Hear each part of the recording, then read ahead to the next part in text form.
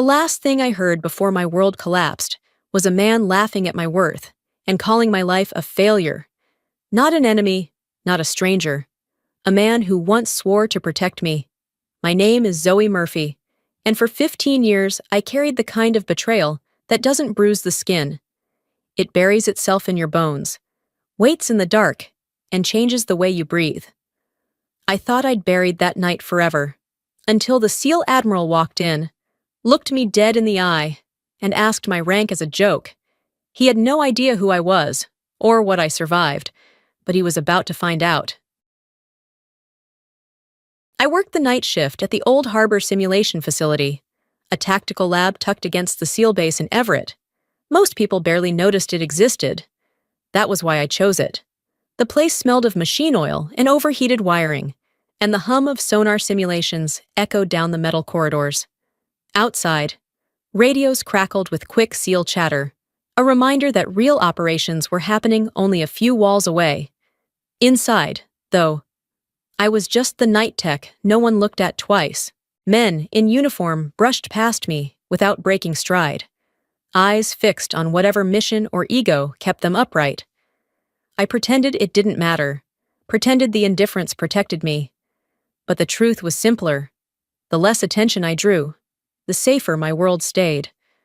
When my shift ended, I drove back to the small apartment where Lily worked through her homework at the kitchen counter, legs swinging, pencil tapping in rhythm with her thoughts. 14, bright, stubborn, and still young enough to fall asleep sitting up if I came home too late. Life between us moved like a clock wound tight. Her school schedule, my rotating shifts, the quiet routines we clung to as if they could shield us from anything unpredictable. I kept my head down at work, especially around the SEALs who came through the simulation bays, young, confident, sharp-edged men whose questions always seemed designed to corner or expose someone. Being near them pressed against parts of my past I had buried so deliberately, it hurt to feel them stir.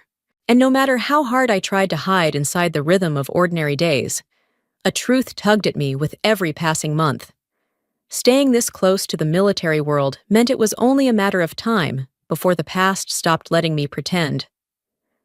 The steady quiet I depended on began to fracture the morning a team of SEALs marched into the simulation bay for a radar diagnostic. Their boots struck the metal flooring like a warning, their frustration sharpening with every minute they spent arguing over the desynchronized feed. I kept to my corner, wiping down screens, pretending their presence didn't bother me, pretending my hands were steady, when one of them finally snapped and reached for a wrench to dismantle the module. Something in me reacted before thought could interfere. My fingers slid across the auxiliary display, adjusting the offset frequency with the kind of instinct that didn't belong to the life I lived now. The radar synced instantly, the entire map blooming back into motion. Silence dropped. A SEAL straightened, eyebrows raised. "Where'd you learn that trick?" I didn't look up. I forced my hands to still, forced my heartbeat down from my throat. I couldn't let them see more than what they wanted to see, but Rivera did. She stepped forward, head tipped, studying me with a precision that felt far too close. She wasn't confrontational, just impossibly observant. "You served before, didn't you?" I denied it, too fast, too sharp, the kind of denial that answers nothing. Rivera didn't push, but she didn't need to. Her gaze lingered on me, my stance, the clipped tone I'd used without thinking, the way my attention kept drifting to the exits, all the tells I thought I'd buried deep under years of routine and silence. By the end of the shift, my nerves buzzed like live wires. I drove home through the dim streets, hoping the tightness in my chest would loosen by the time I walked through the door. Instead, I found Lily at the kitchen counter, not with homework, this time with a worn newspaper scrap in her hands. She wasn't supposed to have anything like that. I didn't even know how it resurfaced. She looked up at me, curiosity flickering in her eyes, and something inside me shifted, a tremor of fear I couldn't hide. I realized then, the quiet life I'd built wasn't cracking. It was unraveling. It happened the next day, when Lily decided to hunt for an old suitcase in the hall closet. A loose ceiling panel shifted, A metal box dropped at her feet. Before I could stop her, the lid was open, spilling a past I had spent years trying to suffocate, a scorched unit patch with the name scraped away. A medal snapped at the pin, a photo of 6 women standing before a shadowed helicopter, dust lifting in the night wind, and a torn headline that struck like a blow. Female officer presumed dead after night operation. I felt myself go cold, rooted to the floor, while memories I'd held underwater clawed back to the surface. Lily's voice broke through the haze, soft, hesitant. "Mom, is this you? Were you actually in the military?" I closed the box, shoved it deep into a cabinet. My hands wouldn't stop trembling. I kept my tone low, but Lily heard the quiver beneath it, something she had never heard from me before. I saw confusion in her face, hurt even, but I couldn't let her hold any of it. Not yet. My phone vibrated. A message from an unlisted number. "They know you're in Everett. Leave while you can." My breath punched out of me. My legs nearly buckled. 15 years of hiding, working in shadows, building a life that couldn't be traced, undone by 6 words. But the true blow was one I didn't witness. Across the facility, in the grainy glow of a surveillance room, Admiral Garrett Holt replayed the footage of my hands fixing the radar system. He slowed the frame, leaned forward, and recognition flashed across his face. He knew that movement. He knew that pattern. He knew me. And the moment he remembered, the past I fought to bury began rising like a tide I could no longer outrun. By morning, Old Harbor felt drawn tight enough to snap. Every engineer and tech had been ordered into the simulation bay for a full capability review under Admiral Garrett Holt, a presence so heavy his reputation entered the room before he did. I stayed toward the back, cloth in hand, hoping to remain a ghost among machinery and metal floors. But ghosts only survive as long as no one turns their head. While I checked a cable feed, that familiar weight settled on my shoulders. A stare, deliberate and unsettling. I looked up just enough to see Holt examining me, as if sifting through old memories. His tone carried none of the curiosity it pretended to. "Who are you? I don't recall you on the engineering roster." I kept my voice flat, unremarkable. "Just the night tech, sir." He narrowed his eyes. The kind of narrowing a man does when something doesn't add up. When the SEALs began their simulation run, Holt glanced at me again, this time with a smirk that dug under my skin. "So what rank does a night tech need to touch equipment like this?" Laughter cracked through the room. I held still, but a cold tremor rippled along my spine. That question, those exact words, had once been thrown at me hours before everything went wrong. Holt didn't recognize me yet, but my body remembered him. Then the crisis signal tone blared from the speakers, sharp enough to activate instincts I no longer claimed. Before I could stop myself, I pivoted toward the sound in a maneuver drilled deep into muscle memory. Too precise, too tactical, too familiar. Rivera noticed, Holt noticed, and in that fractured second, I knew I'd exposed a layer of myself I'd spent years burying. When the review ended, I tried to slip out quietly. Rivera followed, but on the opposite side of the hallway, I saw Holt veer into the surveillance booth with 2 officers. Through the window, he played back the radar footage from earlier in the week. He zoomed in on my hands, steady, precise, unmistakably trained, then scrolled down to the timestamp. 0:14. Zoe Murphy in frame. Recognition settled across his face like a shadow solidifying. He didn't say a word, but the air between us changed forever in that moment. I turned away before he looked up, but my chest tightened as though bracing for an impact I'd been outrunning for 15 years. Rivera waited in the hallway after my shift ended, arms crossed, expression too composed to be casual. She didn't bother softening her tone. "You're not just a tech. I saw how you moved, how you synced that radar. People don't do that unless they've commanded." I tried to deny it again, but my voice faltered. She stepped closer. "Where did you serve?" "Zoe?" The question wrapped around my ribs like wire. I moved past her, but her suspicion followed me out of the building. At home. A notification flashed on my laptop. Your civilian record is under review by Naval Command Everett. Only mine. No one else's. This wasn't routine. It was a signal, a tightening net, and I knew whose hand was pulling the threads. Later, when I drove to pick up Lily, a man in a navy jacket stood by the school gate. No name tag, no insignia. His attention never drifted from Lily. I felt my pulse spike as I redirected toward the back entrance. Lily ran into my arms, startled by the way I held her. On the windshield of my car was a folded slip of paper. Night shift techs don't stand like that. No signature, no need for one. Holt had found me. My breath thinned, the world narrowing to a single truth. Everything I'd been running from was now walking straight toward me, steady and unhurried, like a helicopter spinning up in the dark. I kept telling myself Holt's interest would stop at the staring, the questions, the quiet pressure that had begun tightening around my life. But by midday, that illusion shattered. Rivera pulled me into the technical archives with a look that sent my pulse racing. She locked the door, brought up a restricted folder on the monitor, and stepped aside so I could see the file title glowing on the screen. Night Vantage. Clearance restricted. Her voice dropped to a whisper as she opened the metadata. Someone tried to erase this, but a trace remained. There it was. In plain text. Operation Commander, Z. Murphy. Status. Presumed deceased. Classified by A. Holt. A cold wave swept through me. Holt hadn't merely reviewed my history, he had sealed it, manipulated it, and kept the lie alive for 15 years.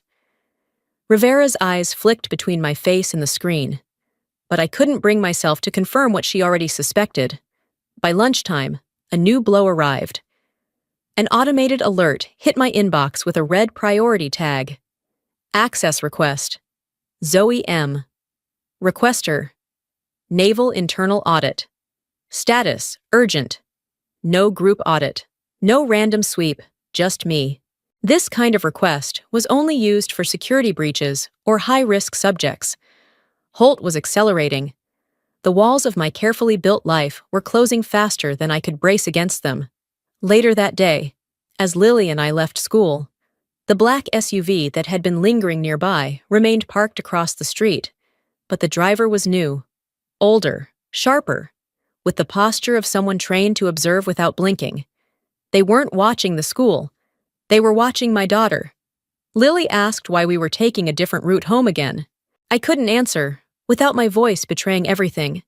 When we reached the apartment, a plain envelope sat alone in the mailbox. Inside was a torn scrap of a military report. If she surfaces again, terminate the link.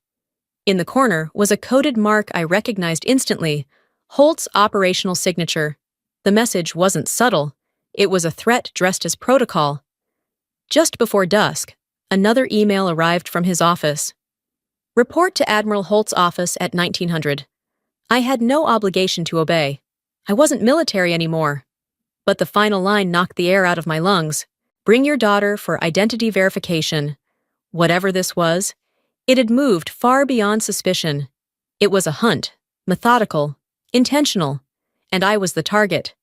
Walking into the base felt like stepping into a memory I'd spent years trying to smother. Rivera met me near the entrance, her expression sharper than I'd ever seen it. She pulled me aside, her voice low but urgent. They're setting you up, but you're not walking in there alone. Her warning hit with both comfort and dread. If Rivera was afraid, things were worse than I imagined. Inside the conference room, Holt stood before a projected display of images from Night Vantage. My unit. My past. The night everything went dark. His voice sliced through the room with a mock curiosity that made my stomach twist. I always wondered why one of you disappeared without leaving a body. The walls felt too close. He'd known for years. Known and waited for me to resurface. He slid a stack of papers toward me. Confession of desertion, Class A. Sign it. Zoe. Your daughter goes home safely. I pushed the papers away. No threat could make me rewrite the truth of what happened to my team, or my husband. Holt leaned in, voice barely above a breath. If they learn you commanded Night Vantage, the entire operation gets reopened. You know what that means. Regulations broken, orders altered. A withdrawal that abandoned my unit in enemy fire, and every path of blame leading back to him. He lifted his hand, and a nearby officer activated a monitor. My knees weakened when I saw Lily on the screen, alone in a restricted room, eyes wide and searching. Zoe, if you don't comply, she stays under national security hold. The room spun. This wasn't pressure. This was a declaration of war, and Holt was using my child as the opening strike. I stepped into the largest conference room on base, the overhead lights reflecting off the Navy emblem projected across the wall. Holt stood at the head of the table, stone-faced, immovable, as if he'd been waiting years for this moment. Behind the soundproof glass near the door sat Lily, small and terrified, searching my face for answers I didn't yet know how to give. One thing was clear. If I stayed silent, I would lose her. If I spoke, I would lose the life I had spent 15 years fighting to protect. Holt slid a packet toward me. Confession of desertion, Zoe Murphy. The room froze as he listed my supposed sins, vanishing, hiding, betraying my oath. Each word struck like a blow. Something inside me snapped. I lifted my eyes to his. I wasn't a deserter. I was abandoned. Shock rippled through the room. Rivera's breath caught. A young officer whispered the name of the mission that had haunted whispers for years. I drew in a steady breath. I am Major General Zoe Murphy. I commanded Night Vantage, and Holt left my team to die. Holt tried to laugh it off, claiming I had no proof, but the tremor in his voice betrayed him. Rivera's subtle nod told me the files were already gone, sent where he couldn't reach them. Holt grabbed his radio, shouting orders, but the doors burst open before he could finish. Men in dark suits swept inside, led by DoD Investigator Harris. Admiral Holt, you are under federal investigation. Then Harris turned to me. Major General Murphy, welcome back. My knees nearly gave out. Behind the glass, Lily burst into tears. Holt's face drained of color, his empire cracking in an instant. The conference room transformed into an impromptu investigation chamber, the hum of the projector slicing through a silence so heavy it felt alive. Harris pulled up the recovered Night Vantage files, each line of text striking with the force of a blade. Rivera's work had exposed everything Holt fought to bury. There it was in black and white. The mistimed deployment order that pushed my unit into the kill zone. The unauthorized withdrawal that sealed our fate. The falsified report declaring Murphy as KIA. Then the final line. Cold, clinical, unmistakably cruel. Missing officer presumed eliminated to protect operation integrity. My breath caught. I recognized Holt's encrypted signature instantly. He hadn't just erased me, he'd sanctioned it. Holt erupted, shouting that there was no proof I had ever held command. Harris didn't bother arguing. He simply turned to me. Your authentication code. I recited it, 6 digits carved into muscle memory. The room froze as Harris confirmed it. Active rank verified. Your separation was never processed. Holt's face drained of color, collapsing in on itself as the truth snapped shut around him. Then Harris addressed the wound I'd carried deepest. We are reopening Major Daniel Murphy's case. There are signs of unlawful interference. For a moment, the room blurred. 15 years of silence cracked open, and I felt tears slip before I could stop them. When the agent stepped back, Lily ran to me, arms tight around my waist. Mom, don't disappear again. I held her close. She was the reason I survived, the reason I stood here refusing to bow to Holt. Harris gave a final nod. 2 agents seized Holt. He kicked, yelled that I was dead, that he'd wiped me clean from the system. I stepped forward, meeting his panic with calm certainty. I'm here, and I remember everything. They dragged him out. The door slammed shut, sealing the end of his reign of fear, and the beginning of my return to the world he tried to erase me from. The weeks that followed felt unreal, like stepping into daylight after years spent underground. The Department of Defense reinstated my rank, restored my honors, and issued the formal acknowledgement that should have come 15 years ago. They offered me a path back into active command, but the decision was easy in a way nothing else had been. I had sacrificed enough to the uniform. I wasn't willing to sacrifice what remained. Lily and I moved to San Diego, chasing warmth, a slower pace, and the chance to rebuild without shadows trailing us. I accepted a position teaching tactical strategy at a military academy, a role that allowed me to pass on what I'd learned without trading pieces of myself to the battlefield ever again. One afternoon, as the sun dipped low over the coast, Lily ran ahead of me along a narrow path toward the water, her laughter rising above the sound of the waves. Watching her, I felt something unfamiliar settle into my chest. Light, steady, whole. For the first time in 15 years, I wasn't looking over my shoulder. I wasn't bracing for a threat. I wasn't hiding. I was living. I stood at the edge of the overlook, breathing in the salt air, and let the truth settle quietly into the open space around me. I disappeared once to protect my daughter. Now I had stepped back into the world for the very same reason. No battles, no orders, no fear. Just me, Zoe Murphy, finally claiming the life I had fought so long to keep alive.